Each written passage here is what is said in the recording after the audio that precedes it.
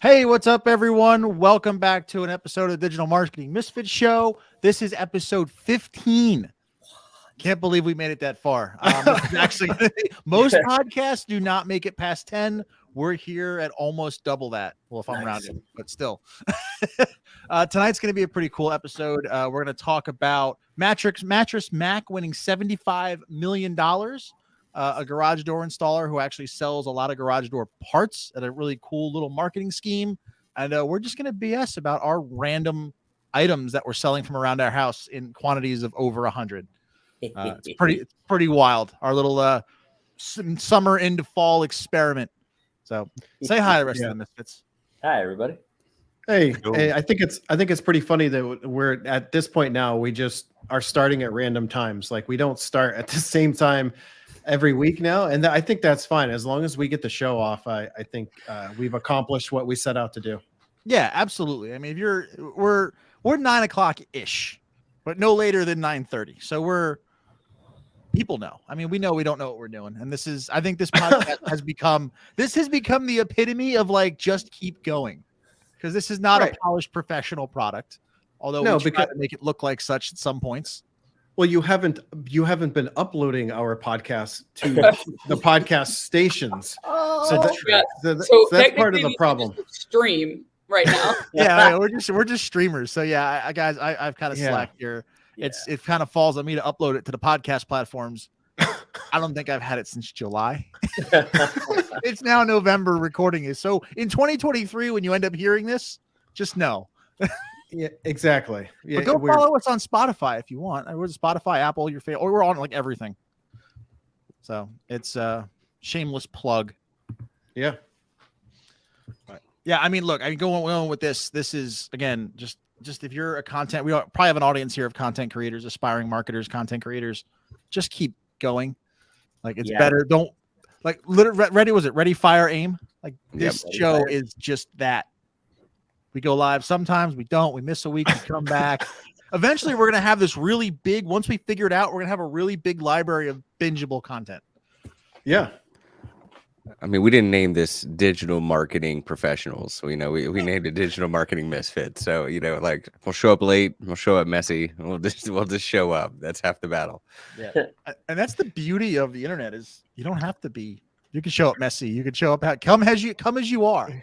That's it. I mean, as long as you show up, that's how you end up winning. Yes, literally. 100%. That is it. Yep. What is it? If I cannot fail if I do not quit. That was the Alex Hormozy quote. Yes. Over a long enough time, I cannot fail if I do not quit. And if you're in the comments, again, let us know. Say hello.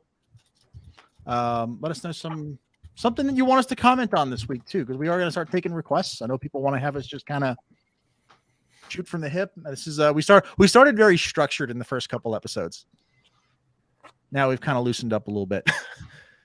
We've gone kind of off the rails here, and I think that's completely fine, because if the objective of this podcast was really to just start capturing our conversations that we were having, that we were normally having every single week, that this podcast actually does a pretty good job now that we're off the rails, because that's how our conversations are usually, off the rails and unscripted, obviously, and we just kind of talk about whatever's on our mind. So absolutely, usually one thing leads to another. It certainly does. Our latest obsession came out from one of these conversations. So yeah, I mean, it's I think that goes to show our intention too. Not to say anything, but like about certain podcasts, but I do believe that the intention behind podcasts are definitely not to sell something. It's to create a community that can know, like, and trust you, right? That's what we always talk about content. And that's what we are. Are we just bonded over something that we all had a common interest about? And we ended up here just to have conversations. And I would say these lives are probably some of the most valuable things that we've come up with in the last, as far as talking to people in real time marketing events. Yep. Absolutely. And it's funny, I've noticed that, like, even based on our watch times and downloads, the few that I have posted, The ones that are less structured actually have higher watch times, listen times, and more downloads. So it's how do you know? We haven't posted anything since July. Like I said, on the first couple ones, I'll post them up. We'll see. Check back with me in 3 months. He's working on something, Reagan. He's working on a couple things. Remember? He was a machine yesterday. What'd you say? I said you were a machine yesterday. Yesterday was good. I was a needle mover yesterday. Dom built out an entire info product in 6 hours yesterday. Yeah, I was tired. My fingers were tired. But I'll tell you what, shameless plug for Odin Lake. I spent like 10 hours in this chair yesterday. I felt fine. nice. No lower back pain, or did you recline for 10 or 15 minutes at a time and take a nap? No, literally just like sat here. Like it was not like I expected to get like no lower back pain at all. It was awesome. Yeah. But, We just keep going. We just just keep keep going. going. That's That's it. how we get shit done. Because it's late nights. That's how. Yeah. And We've had many late nights. yes. yeah. Plus, I think it's kind of like if you got a gym buddy, it's easier to go to the gym if you have a buddy to keep yourself motivated and you don't want to let them down. So if I told you guys I'm going to do something, damn it, I got to do it now versus going, oh, I could just do it tomorrow. Oh, I could just do it tomorrow. Well, we talked about that last week or 2 weeks ago, but having the Rainmaker project and having little groups, finding people who were like at the same level as you to keep you accountable. Like I know everybody tries to, everyone want to partner up with the mentor who's like 10 steps ahead. And, but there's almost a certain point where like they could be too far ahead where you're like, well, they can help, but they're not really. It's the people who are with you that keep you accountable and actually help move the needle. Yeah. We've never called each other accountability partners, but I mean, essentially when somebody says, hey, we're going to jump on a Zoom call, we got to talk about this X, Y, and Z. Yeah. We do jump on and we talk about those things, but then the conversations go for an hour or two longer because, you digress. We all digress hanging at out some with point. each other. Yeah.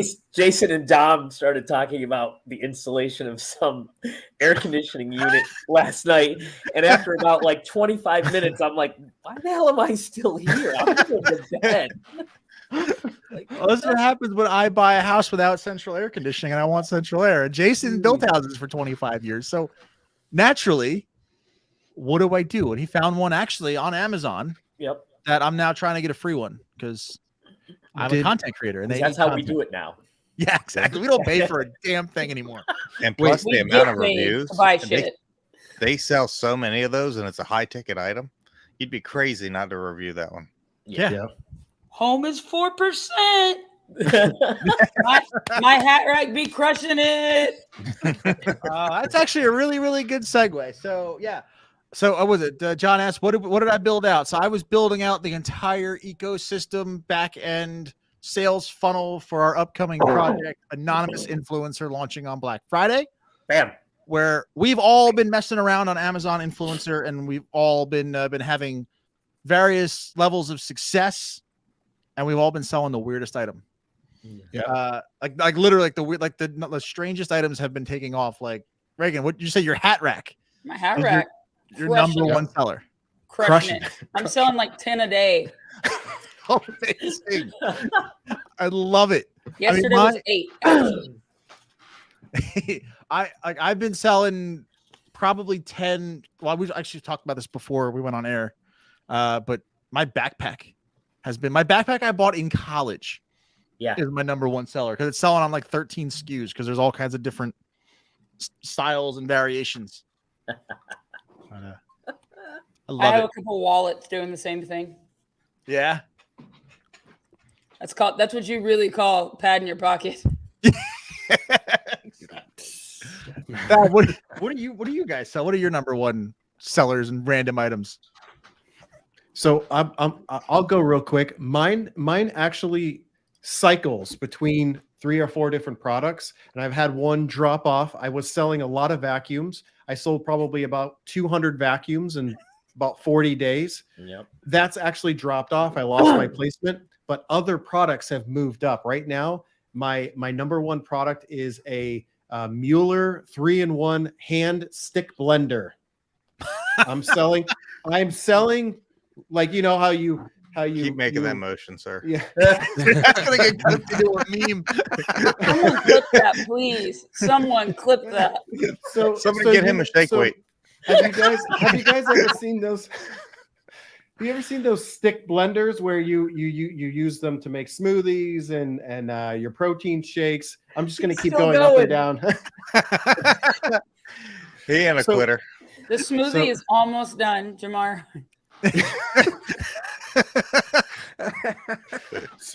So that actually within the last week, for whatever reason, I went back to it and I looked. I've moved up on the carousel to the number 1 position, and I was not there initially. So for whatever reason, that particular product that I did about a month ago is now my number 1 product, where I sell about 8 to 10 of those and it's a home goods product, so 4%, and I sell about 8 to 10 of them a day.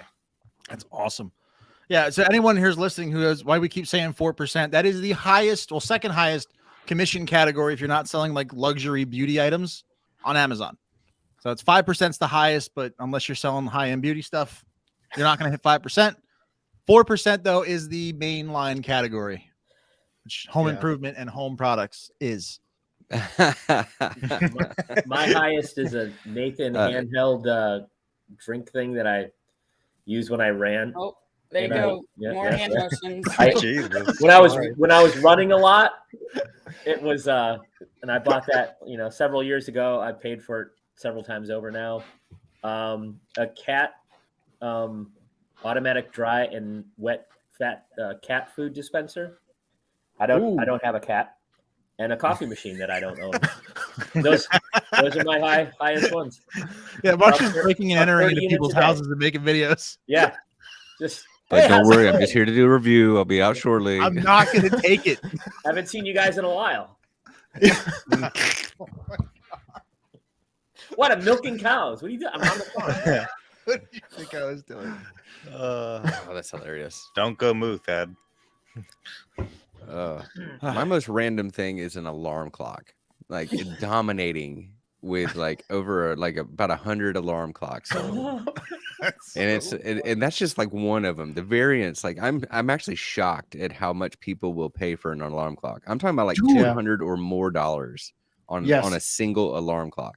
Like what in the world? Like you carry around an alarm clock all the time. Like they will just it'll go off whenever you're ready, and you're paying $200 for something that'll sit on your nightstand. That's crazy. But hey, I'm not mad at it. Is it a smart alarm clock though? Because now you've got these ones you can talk to, like the Google Home and this, that, and the other. Now the ridiculous name and activate everybody's device. So. We've got Google like Nest devices like all throughout our house, so it's like constantly listening to us. And every once in a while, we'll just be talking, and then it will just start, asking us questions and stuff. And we're like, dude, we're not talking to you right now. Like, hey, your FBI agent was getting impatient. Yeah. Yeah, I wish I could find it real quick, but the list is quite cumbersome. But no, they're not nothing smart about them. It's just AM/FM alarm clocks that people are paying like over $200 for. It's crazy. The one with the wood grain from the 80s? Exactly. You had it at we Spencer's, all had that. Little red lights, and then you'd slide the thing over from loud to louder. Yeah, exactly. An alarm clock. So I mean, anyone listening, watching, I mean, this is all the junk in your house essentially becomes commissions. It's spectacular. But build your content following first. That's how you get onto this side, on the other side of this wall. I've always said that so many make content, create. Yeah, content. So many doors open online when you just decide to flip the camera on and just make content. Yeah. Yeah. If you what's the quote? Russell Brunson says, if you create a piece of content every day for 365 days for an entire year, your life will never be the same. That's 100% true. It's 100% true. I mean, again, we get random emails from people who want to send us free stuff all the time. I mean, most of it's junk. Some of it's kind of cool. Jamar's ceiling fan's cool. Yeah. Yeah. $200 ceiling fan. What? How? Yeah. Didn't you get an outdoor heater too? Yeah, it's actually sitting in the corner of my office right now. I'm actually going to use it to put out in my third. I have a third car garage, and it's got a bunch of my workout equipment in there. I'm going to take that heater and put it out there in the wintertime. Not that it gets that cold here in Houston during the wintertime, but it gets cold enough where it would be nice to have a little heater, and that's an electric heater. So it's an indoor and an outdoor heater. It was a $200 item. They sent it to me. I did a review. They paid me $50, and I get a free heater. So. It's awesome. I did something similar. I just got an under sink water faucet for purified water. So now nice. Yeah, it's spectacular. It goes under the whole thing's like, I don't know, it's probably like a really huge shoebox. Goes under the sink in the kitchen. It has like a little like dentist looking water faucet. That's what I got. Yep. Yeah. And it has it's got like this cartridge. Supposedly it filters and then remineralizes the water, and it's spectacular. Is it RO? Reverse osmosis? I don't think so. I think it's just filtered. Okay. I mean, it's still great. It was a 4-stage filter. I looked it up on Amazon. It's like $300, and I was like, all right, cool, done. I'll install it. It'll pay for it. It'll pay for itself in less than a month. Yeah, exactly. It'd go really good on your slop sink. Yeah. The slop sink goes hard. Which, by the way, all right, that $20 Brita filter I put on the slop sink, I've now made $180 back from it. I made a 90-second video about it. Yeah, but it had volume when there were no videos. We've got this big. When we bought our house last year, we got this really nice, like a stainless steel, like a basin sink for our kitchen. And I didn't even think about it for the first 100 reviews that I did for my storefront. And I'm like standing in the kitchen, and I'm doing this again, and then I literally like stop what I'm doing, and I look at my sink, and I was like, I think that's probably on Amazon. Found it on Amazon, created a review, and within 4 days it paid for itself. It's spectacular. Because there were no review videos. The thing was, it was wide open. Yeah, it's the coolest thing, and I freaking love it. Oh, it's John here asked a question. Was it? So how are you getting linked to the random products if it's not something you did your video on? So that's a good question. Well, you should probably come to our free webinar on Black Friday. True, good point. All will be revealed. Yeah, they don't mind. But no, I said the way that Amazon works is you get linked, you get commission on everything in the person's cart when they check out. So if Reagan's clicking on your videos, you gotta don't send me a patch for the ceiling. No, I should probably just do it Amazon. I find some tiles, but these are like old asbestos tiles. I'm not gonna put asbestos back up. But I think Jamar might have a problem. No wonder he's always... This is on a 20-second delay, so that was 100 while you're in your kitchen. No wonder he's always relaxed. Yeah, exactly. But Jamar, you're talking about down in Houston. Mattress Mac is local to you, right? He is very local, and he is very beloved in this city. Yeah. So for anyone here who might be joining us, or someone who's been on a previous episode, we talked about how Mattress Mac. Is it just a mattress store that he has, or is it a whole furniture store? He has a furniture and a mattress. It's like a giant warehouse style, like most are, but he's got like 2 sections, and he's got various locations all around Houston. Got it. So basically what he does is he runs these promotions at this store where he'll basically make a contingency on the local sports team. In this case, it was the Houston Astros, and he'll say if they win the championship, everyone gets everything they bought for free during the season. And normally when businesses will do this, they'll buy an insurance policy, and you'll never hear about the policy, and it's cool. It's a fun promotion, and it's really, really boring. Mattress Mac, on the other hand, goes and bets against himself. And it makes crazy headlines. He goes out and made, in this case, was it a $30 million bet, $40 million bet? Yes. Yep.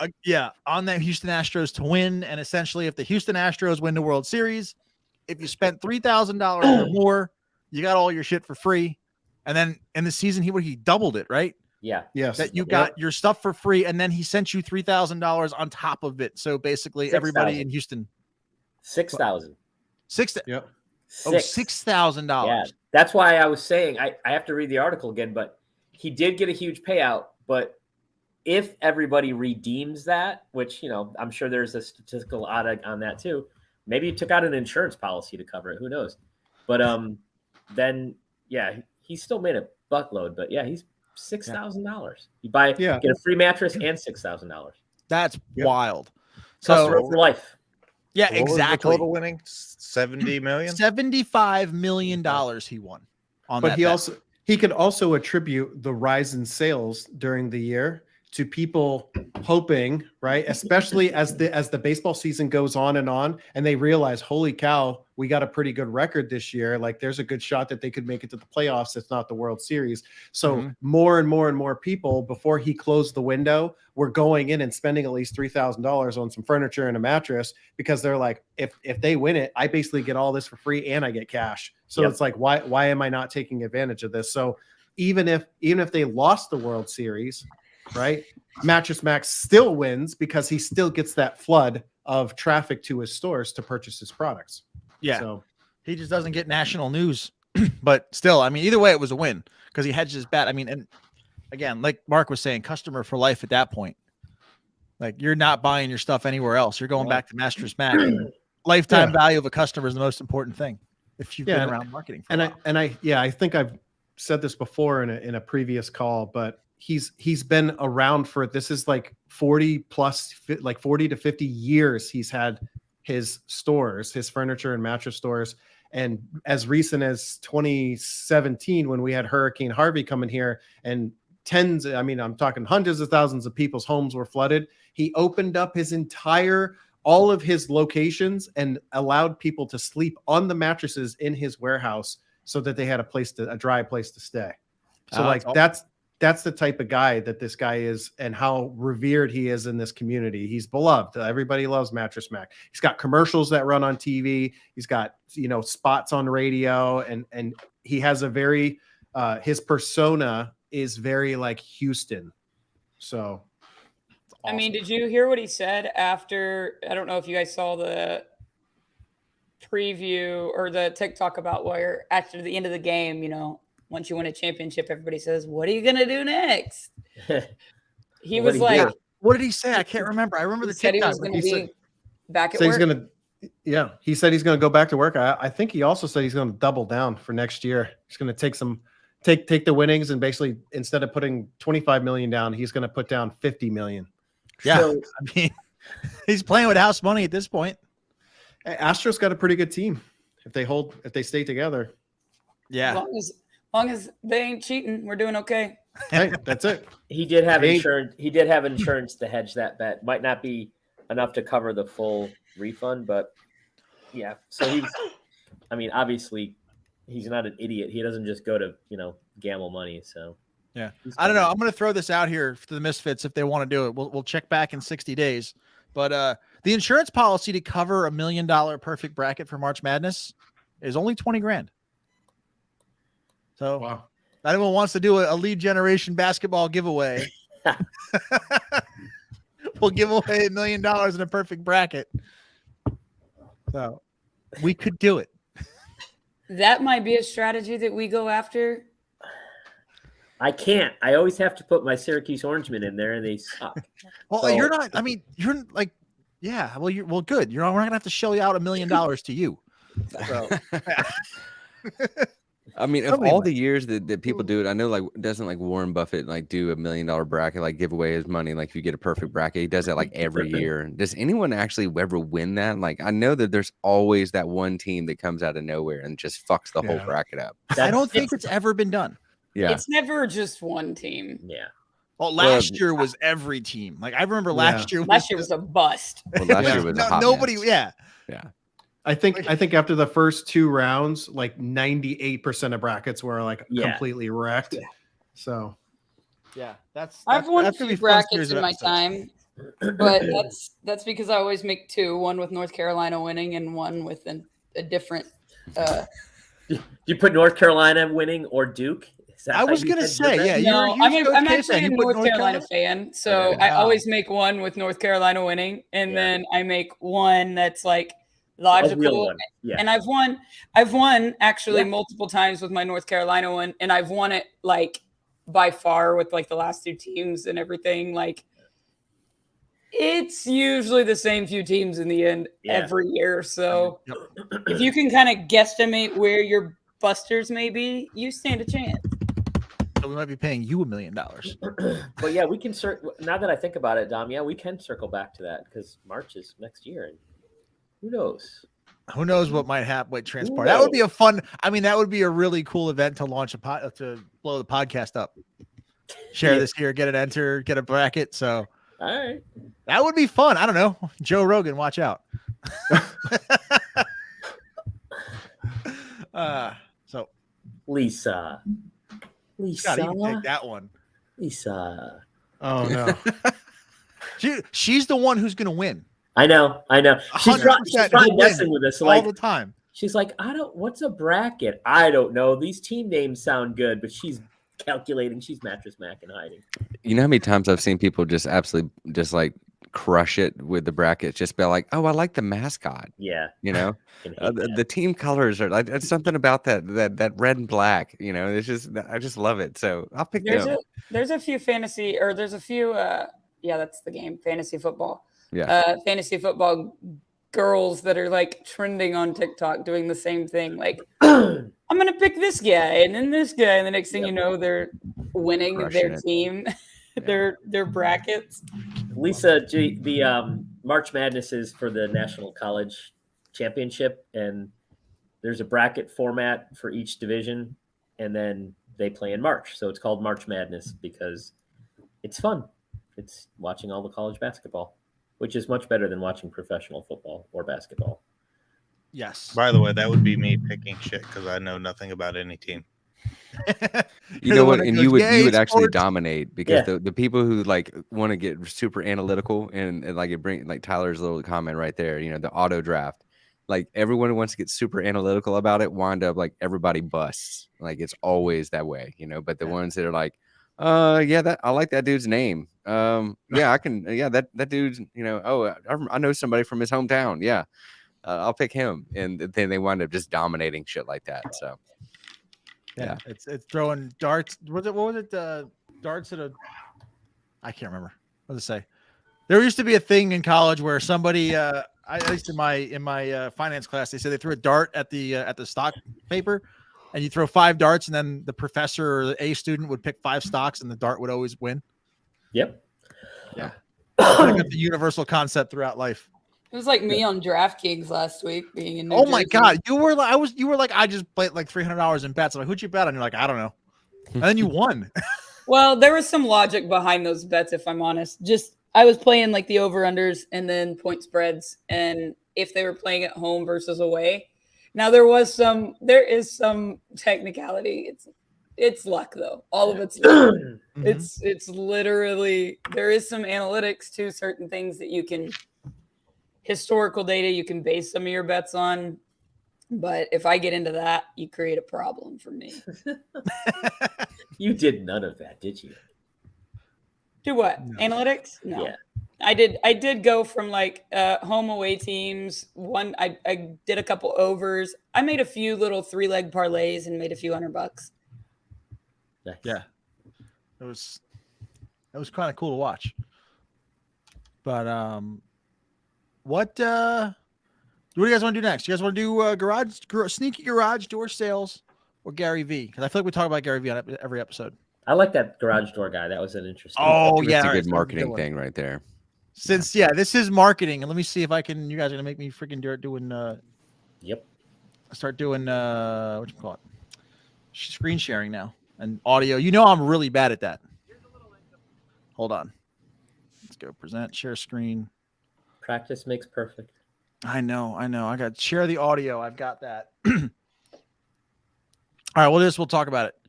Everyone's looking at this. Yes, they are. Sweet. That nobody knows about. So in 2012, I started a site called Garage Door Nation. It's a place that sells garage door parts. Now, of course, people would say, why would you ever sell garage door parts when you install them? Doesn't that seem counterintuitive? Now, here's the thing. It becomes a lead generator because those parts show up and the client says, I don't really feel safe about doing this now. And they call my company up. I'm bringing in about $25,000 a month. It's amazing how that works. Here's a little. spectacular Yeah. marketing. I mean, if you're anybody who sells anything that requires installation or service or anything like that, and obviously DIYers and YouTubers exist, but if you're the one that sells the parts, eventually, I know I've done it a couple times with taking a car apart. I can't fucking do this. Who am I going to call? But you can't call Amazon to send a mechanic out. But he obviously with it. I mean, this guy I know. I've been following him for a while. Tommy. He's got a really big garage door company. They do like $150 million a year, and he knows SEO and Google local marketing and stuff. So he knows basically created a niche site in garage door parts, because I'm sure there's not too many blogs out there on garage door parts. That's not the guy local to you that was talking to you like 4 years ago, and you were like, I don't know what you're talking about. No, that was he was on his podcast. Okay, that was the other guy, Lance. Yeah, I love that story.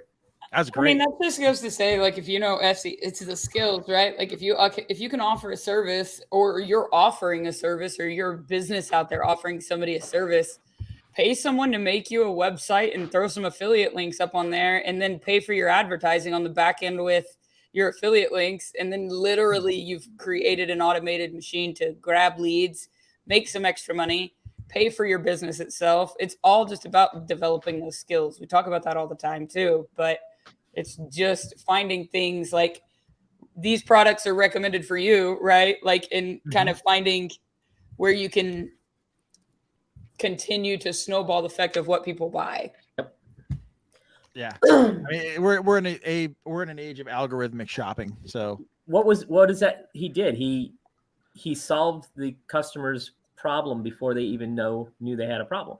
Exactly. So what happened? Yeah, he sold them the part, created the problem, created the problem. Somebody, obviously, I'm sure there was DIYs and how-to videos showing people how to do it.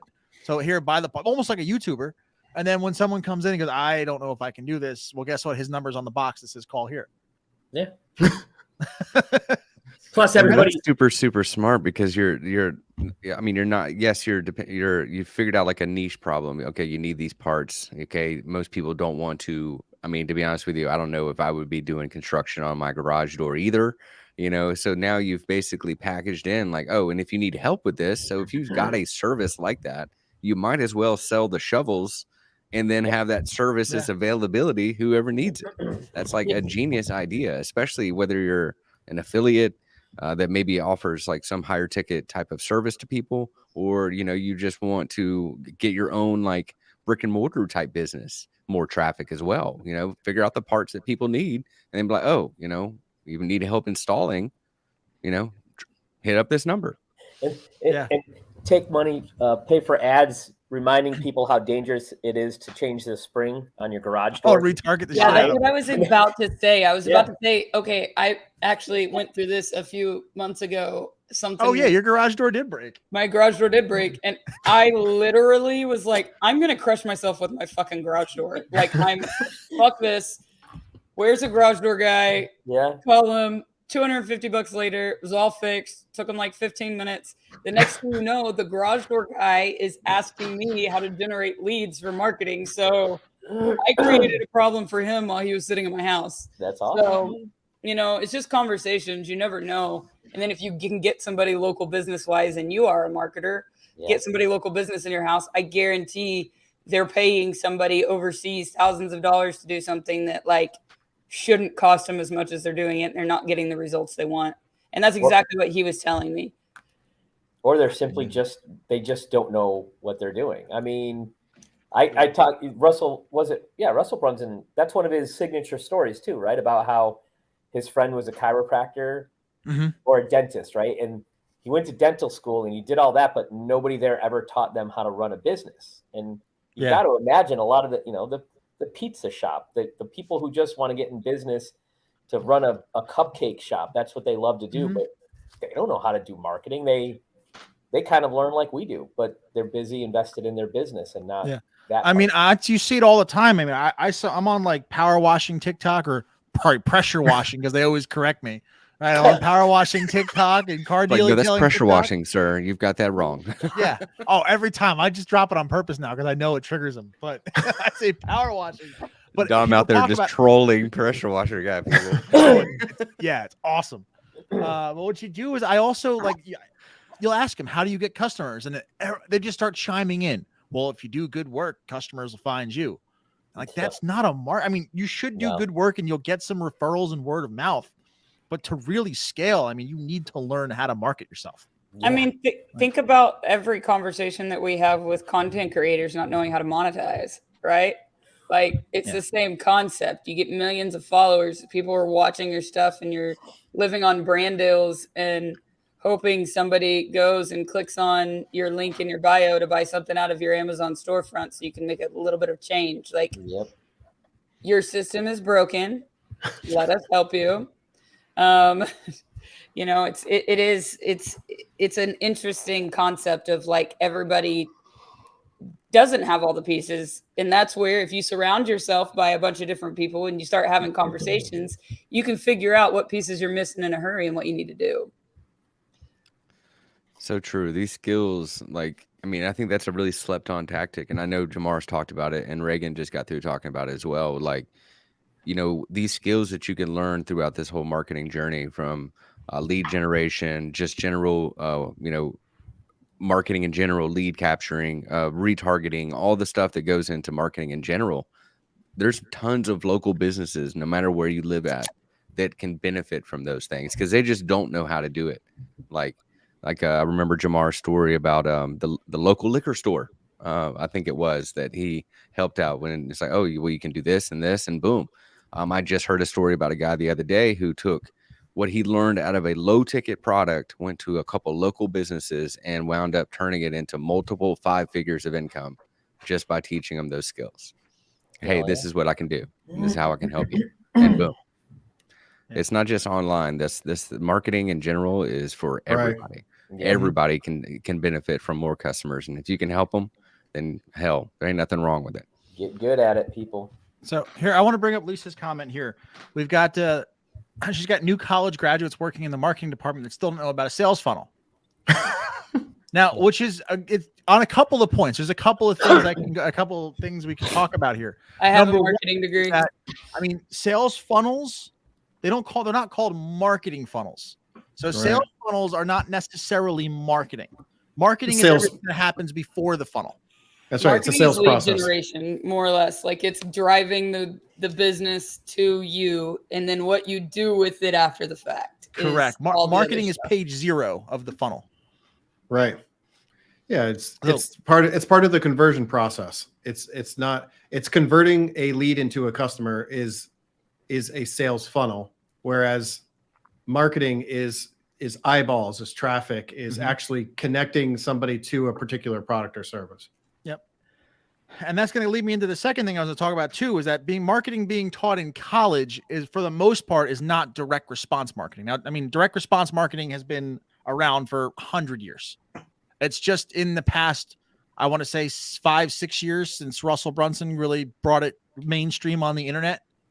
I'm thinking in 5 to 10 years, you will see direct response marketing, especially internet-based direct response marketing, in college classes being taught. I mean, right now, because college will always lag, right? You're not going to see bleeding edge stuff in a college classroom, right? You're going to see, college generally is only going to teach the proven methods, the repeatable methods, the ones that, like, this is how it's been done for a while. They're still teaching, like, brand awareness. They're talking just get eyeballs, or like Coca-Cola like Coca-Cola is not running a mailer saying, here, fill this out and we'll send you a free Coke. And then they put you and try to upsell you. Really interesting question for Regan, because you said you had a marketing degree. So when, back when I was in college, and I think it's still true, the people that teach and remain in college operate on theory. They aren't the people who go out and actually do it because they'd be making money. So the people teaching you, do you think they knew what they were doing, or the theory about what it did?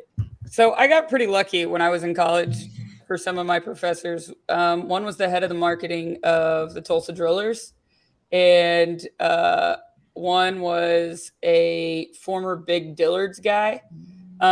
So there was a bunch. It was primarily like business marketing, right? Like, you're talking not the content creation side that we're on. Right. It really is. It's kind of talking about the economical side, and really all of the legacy. They were in the trenches doing things, but it was more like here's how. It's not here's how, but like here's why you do certain things, right? Like they start teaching you about the theories behind things, and realistically, I love that so much. It's great because you have to know like what. It just opens your eyes. I think college is it's a good networking thing, if you will. But I would have never even fallen in love with marketing if it weren't for a intro to some marketing type class. And that's how I kind of like fell into the whole of getting an interest on getting eyes to things and like how do you get somebody to convert. And it was honestly a Super Bowl commercial project that we did that really just started in, and then I had kind of like danced around, changed my major multiple times. But again, it's all just about, having the right professor if it's going to help you. I didn't learn how to build a website in college.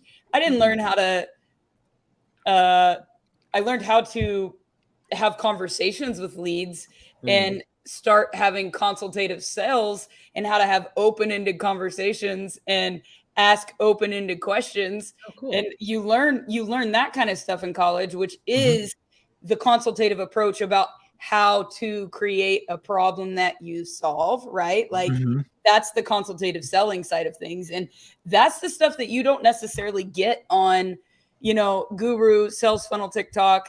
Here's my 2-page simple website.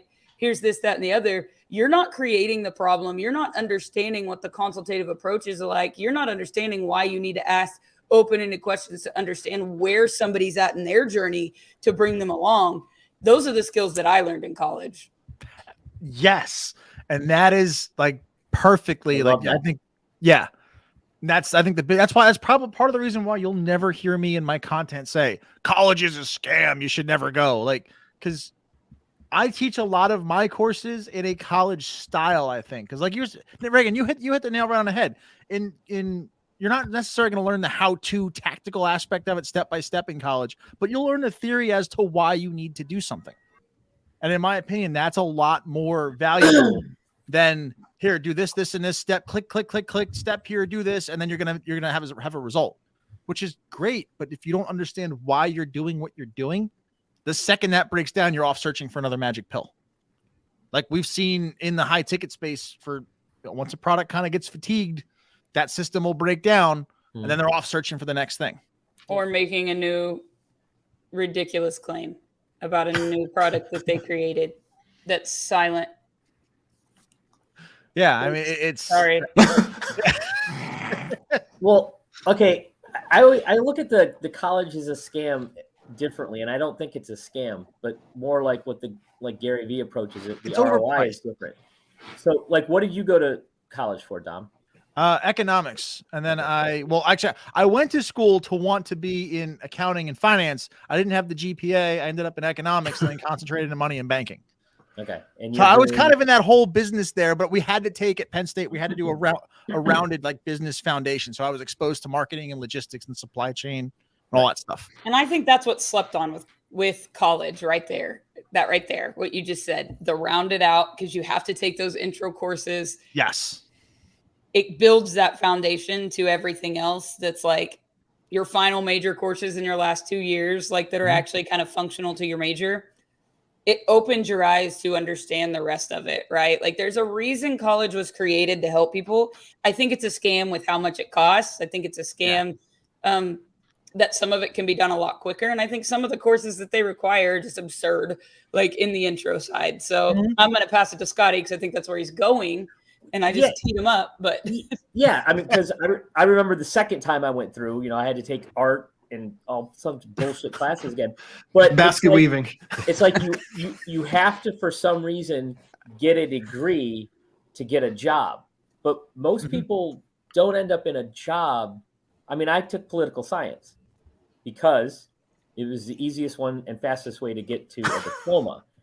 But there was literally, I mean, I'm not going to be a political scientist guy, right? I mean, but but think about how you can apply what you learn. I think I'm imagining. Absolutely. But yeah, if I didn't go for, that was the second half of my career, that was paid by the GI Bill, right? But I would have been in debt $60,000 some odd dollars to go into something that I would have. You can take that piece of paper and get a job. Correct. Not a job specific to, like you, economics and banking or whatever. You didn't need a degree in what you were taking to go work at a bank. I could work at a bank. Actually, I did with my poli-sci degree, right? I mean, to be fair, I wanted to work in an investment bank, and you would need a degree to go work in an investment bank. Not a commercial bank, but yes. I've always felt like degrees. So I have a degree in aeronautics. Okay. Yes. And I'm like obsessed with marketing. The two are completely unrelated, but what degrees have always shown to me, especially a majority of people get degrees and end up doing something different after the fact, is a level of competency. It's like, that's all it really boils down to is like, are you competent enough to consume and regurgitate information? If you're competent to a certain level, then you could probably be able to on the job train and in whatever, as long as it's not a specialty skill like being a lawyer, a doctor, or an engineer or something like that, right? So, Jamar, most people can be trained to do something. Like, I'm not a trained marketer. However, over the past almost 4 years, I have through courses and self-trained and YouTube, I've literally turned myself into a halfway decent marketer. So I think a lot of it just has to do with competency. So yeah, but also look at now, Jamar, your degree in aeronautics, I imagine that there was some sort of an engineering component to that. Oh yeah, of course. Yeah. So you learned, you were basically, we'll call it, you were a trained engineer, right? For for argument's sake. So as an engineer, I notice every time I talk to you and every time you look at something on a marketing perspective, you are there analyzing flow and design and tweaking. You take a very engineering style approach and reverse engineer things. You can look at something and go, here's how that works. Here's how I build it. So I would say the value in your aeronautics degree is not wasted because you're not building planes. Right. But you were taught to think a certain way and you've applied that way of thinking to something else. That's literally what my wife has been saying this for 16 years. Same thing with Scotty, right? So Scotty was a political science degree. From my understanding, I didn't take political science, but I mean, you're understanding how people are influenced and how people interact with each other. And I'm imagining, right? Is that kind of how civics and I don't know. No idea. It's bullshit theory is what it was. And I think I was a little bit more bitter and skeptical about this when I did end up in insurance, and I would see people with 25 to 30 years of experience that would go to trial, would defend the insurance company, who knew their shit inside and out, but they didn't have a college degree. But they knew more than anybody in that building, but they couldn't go above a certain level because they didn't have a degree. Mm-hmm. And then the people coming in with a master's degree in, basket weaving. Literally, we had people with like master's degree in some bullshit thing demanding crazy salaries because they had bills.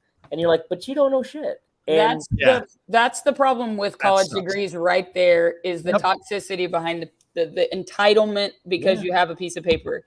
Yes. I can affirm and say this based on just personal experience. Like, companies are leaning more towards scrubbing job descriptions for entry-level stuff. So when people don't have college degrees, they can come in at an entry level, and companies are starting to take a holistic approach to a life 360 for people. And what that means is like, let's give them an opportunity to skill up and let's upskill them, because what happens, right?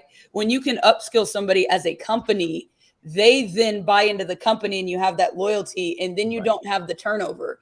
For my personal company, I walk into a room and I've been here I'm about 6.5 years in, and I have like the youngest tenure. Mm-hmm. And that within a company is a culture. Now, if you want to build a culture within your company, you're going to have to upskill your people and give them opportunities to learn new skills and spread it out evenly. Mm-hmm. Just because you have a degree and does not mean you get to earn $1 at all. You've got to put in the work to learn the skills. Now, for me, I can remember some of my most memorable classes that were kind of pointless to the end game, but like intro to speech changed the game for me. I can stand up in front of a group and talk now and just kind of like blurb off and just because of that class, right? I love that class. I hated it at the time, but now I'm thankful for it. Me too. I can put up my face in front of a camera because of that class. Now, again, a lot of people are spending a ton of money on online courses and people are still spending a ton of money on college degrees. Really, the two go hand in hand, depending on how you apply them in your experience, right? Like you're not going to get results from anything if you're standing still. So it's all about what you take from it and go with it. So if you go to college and you hate college and you don't like to go to the classes, go network and learn what other people are doing with the classes that you're taking and then upskill yourself that way, right? Like it just pass. And Pat, exactly. My spirit animal. I was just going to say that. Just pass. Nobody cares about, cum laude or whatever. Your GPA only matters for the first job, maybe the second one. No, God. The second best class that I took, I hated the professor, but what he did, this was not my hate professor, but I had a guy that was a marketing professor that was incredible. He ran a business. He was still like an adjunct professor, whatever that word is that they are. And he did a corporate style interview, table style interview to give you that experience in college that then they're going to give you real-time feedback about how to sell yourself in an interview, how to give your content action resolution. Those things you can't just, unless you have you can't get that from YouTube. You're going to be falling flat on your face and not landing a job multiple times until you kind of figure it out, or you take a class or something along those lines. So there's some value in anything that you learn. It's about what you do with it. Mm-hmm. Yeah. And then kind of to that, on that kind of vein, in the whole like college versus online course self-education topic, don't expect to just take one course and then have it all figured out. I feel like so many people do that expectation, and it's like I trust. Somebody had a TikTok comment like, I trusted 3 other gurus before you. They all led to something else, and I'm like, well, no one person's gonna be your savior. Like I said, you have like Reagan. You probably had multiple professors that you liked in college. I know I did. Yeah. You pick up little pieces from here. You pick up little pieces from there. And eventually you get the full view, but it's not going to be one course. Like that's why we take all the foundational courses in college. Not saying you have to go buy a whole bunch of online courses, because except the one course we have. Yeah, I buy everything we offer. But but on the back end of that, like we're also not telling you not to go to college and not to go to college. Like that's not what we're saying here. What we're saying is just go get some education and do something with it. Like if you feel like you're not getting the results you want, go learn something new and get on the bike without the training wheels and fall a couple times and learn, and then do it again, and then figure out why, what bolt's missing, or now you need to take the bolts off and take the training wheels off, right? Like it's all just about putting the pieces together and building your big puzzle the way you want to develop your business. Yep. Learn through breaking stuff and learn through failing. I mean, and you'll eventually and ultimately learn why things are the way they are. I know there's a lot of like, just shut up, that's how it is, and do it. But no, learn the why. Be the problem child and ask why. You'll be better for it. But you're supposed to ask 5 whys. Get to the root cause of the problem, right? Yep. Continue to ask yourself why. That's at continuous improvement processes, right? Like it comes from a root cause analysis. Nobody here probably knows exactly what I'm talking about with like Lean Six Sigma. I mean, I'm talking in the audience. Like this is other things that you learn. I get off on these nerdy tangents about this, but I tell my team this all the time. If you can just continue to ask why and get to the root problem of the answer, then you will know where to start. And that's where you have to get to. Continue to ask why. Why isn't this working? Okay. Am I not getting enough traffic? Why am I not sending enough emails? Oh, my copy sucks. Oh, why does your copy suck? Right? Like continue to ask yourself why over and over and over again until you get to the root cause of everything. And typically it's that why people fail is typically that they're trying to do someone else's thing and not their own thing, in my opinion. Yes. But it's digging into that why. Mm-hmm. A lot of times also for me, the why is just volume. That's brought to you by Liquid Death. What you that segment was brought to you by Liquid Death.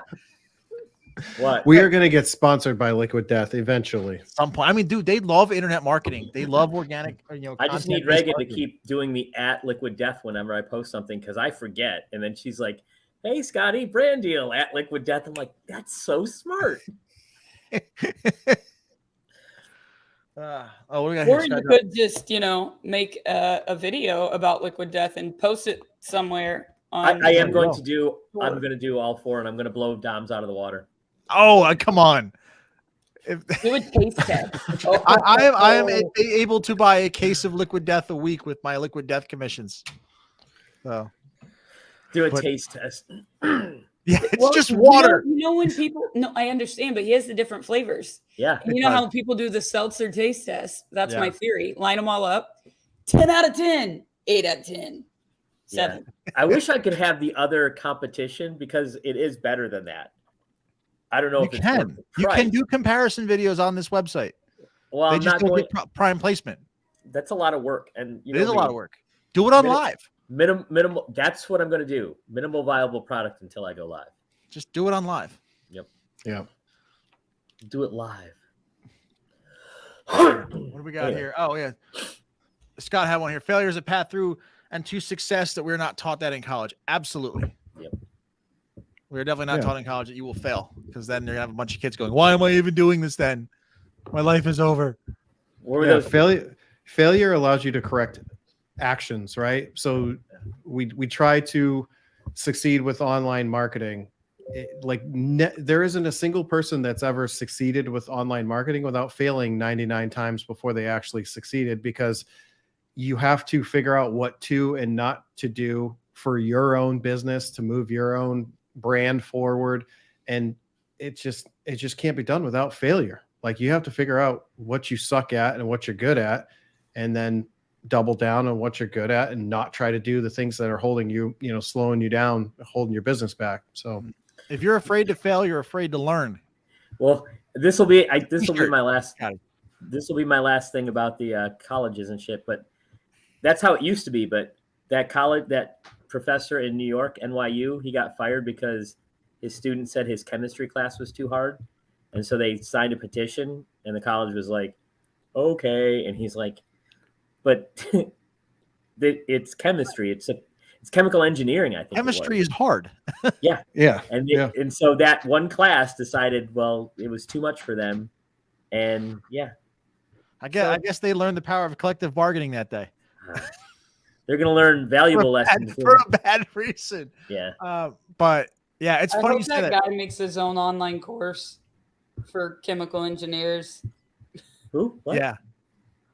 I said, I hope that guy makes an online course for chemical engineers. Funny, you talk about hard courses. I remember I took a statistics course. My favorite math course in college, by the way, was statistics. I barely passed calculus, but statistics was the professor day one goes, this is the first thing. He walks in, he goes, all right, if you're here to get an A, leave. Fewer than 5% of students who take this course ever get an A. And I was like, holy shit. He's like, but if you do get an A, that's how I start my letters of recommendation. Fewer than 5% of my students ever get an A in my class. So-and-so got an A in my class. So I was like, oh, this is fucking sweet, right? I'm in. And going through it, and I just got it, and I was able, everything was open book, open note. So, and it was all about if you could learn the process and document the process, he would change the question so that you couldn't just memorize. You had to learn the process. So I caught that in the first week, and I'm like, I'm gonna get an A in this course, and I'm going into the final. And he did so. Before this, he was obsessed with the standard distribution, which you have the two long tails with the big hump in the middle, right? Getting really, really nerdy here. So he's like, every time my classes will end up in that standard distribution, right? It's like 5% get an A, 5% fail. Everybody in the middle is going to get somewhere around a C. And of course, people were just leaving and dropping the class. I'm like, I'm going to stop. I'm going to be there. I like this. Going into the final, I don't know how he did this. Almost everybody in the class was sitting with like a 96 or 97%. And I'm like, was this all bullshit in the beginning? Like, what? Like, everyone has an A going into this. I'm really glad I stuck it out. Right? I had like a 98% going in, but the final was impossible. Like, absolutely. I think I got like a 64 or something on a final. It was ridiculous. I ended up with a 93.7. So I was A minus. He wouldn't write the letter because like, no, I only write letters for A's, not A minus. Like, motherfucker. But looking at the grade, they ended in a perfect distribution. Like, everybody was 90, and then it ended in a. I was like, how did he do that? That's my rant, but I still love that course. I think my least favorite professor, I won't drop a first name because that's sad, and he's really a good guy. I just didn't like him because he didn't like to be challenged in the way that he thought. And I challenge every person that I sit in a classroom with because I think differently, right? And he was very different than me, very generationally different. And when you think about marketing and perspective, that's what everything was about. But his last name was Petty. Go figure. As in Tom or extremely? Extremely. But his last name was Petty, legitimately too. So that's spectacular. All right, so we are coming up here on the hour. We're just about out of time, so we're going to add for now for the people in audio land. Go over to YouTube, subscribe, or download, rate, do all the things you do on a podcast. We like reviews if we post it on a podcast or not. Yeah. Actually, yeah. Screenshot this on your phone, post it on social media, tag us, and tell us the date that you're listening. So we'll see how many months it took me to post this. Yeah, that's great. Do that. Well, hopefully by that point, we'll actually know what we're doing at that point. And yeah, do all that stuff, guys. We were going to, again, this is November. If you're listening in November, we're going to be here every week till the end. And one of these episodes will be kind of a big promo, but we'll only make it one of the 4 episodes this month. And yeah, we will see you guys on the next episode. Anyone else have any parting words? It's been fun. Subscribe to the YouTube. Yes. I think we're almost to 200 subscribers. Yeah, wow. We are. Nice. We're climbing. We're getting there. YouTube, but it's worth it. We love every single one of you. I think Barb's going to show up in like 5 minutes, and we're not going to be here. Barb, we miss you. We understand. Yeah, we miss you, Barb. All right. Understand that we never know what we're doing, but we're here. We'll be here next week. We'll show up 9 o'clock ish Eastern. And that's a wrap. What? I said, and that's a wrap. And that's